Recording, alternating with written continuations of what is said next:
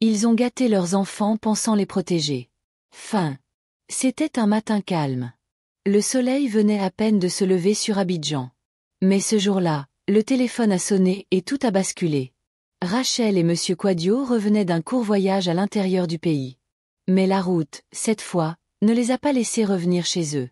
Un accident brutal et définitif. Aucun des deux n'a survécu. En un instant, les enfants Quadio sont devenus orphelins. 3 jeunes âmes perdues dans un monde qu'ils n'avaient jamais appris à affronter. Les funérailles furent dignes. Les hommages, nombreux. Mais dès que la dernière poignée de terre fut jetée sur leur tombe, la vraie vie a commencé. Une vie sans papa. Une vie sans maman. La belle maison de Cocody mise en vente. Les souvenirs éparpillés. La routine brisée. Eric, l'aîné, est allé vivre chez des amis. Mais la vie chez les amis ce n'est pas chez soi. Pas d'argent. Pas de repères. Pas d'avenir. Et surtout pas de plan.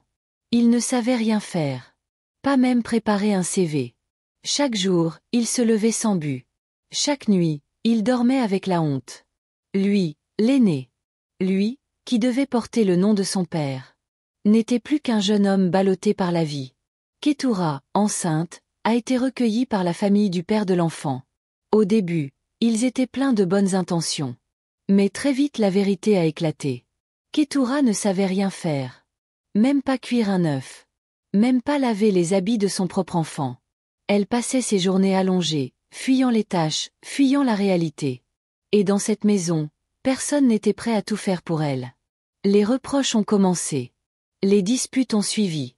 Et la solitude s'est installée. Aurore, la plus jeune, a été confiée à une tante maternelle.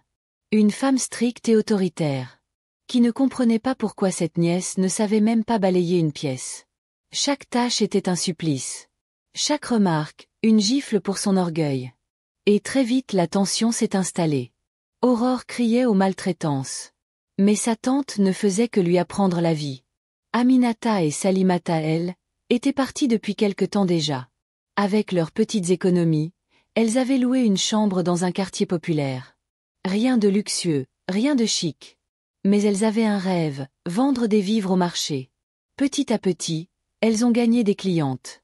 Elles ont appris à gérer, à négocier, à grandir. Elles ont quitté la poussière pour devenir de vraies commerçantes. Riches, respectées. Admirées par celles qui autrefois ne les regardaient même pas. Aujourd'hui, les rôles ont changé. Ceux qu'on croyait promis à la réussite, sont à la traîne. Ceux qu'on méprisait, ont pris leur envol. On n'élève pas ses enfants en les servant. On les élève en les préparant à tomber, à se relever, à affronter. L'amour ne suffit pas. Il faut l'équilibrer avec l'apprentissage. Car la vie ne fait pas de cadeaux à ceux qui ne savent pas se battre. Et comme on dit chez nous, l'enfant que tu n'éduques pas, c'est la vie qui s'en chargera. Et elle ne prend pas de gants. Abonne-toi pour d'autres histoires.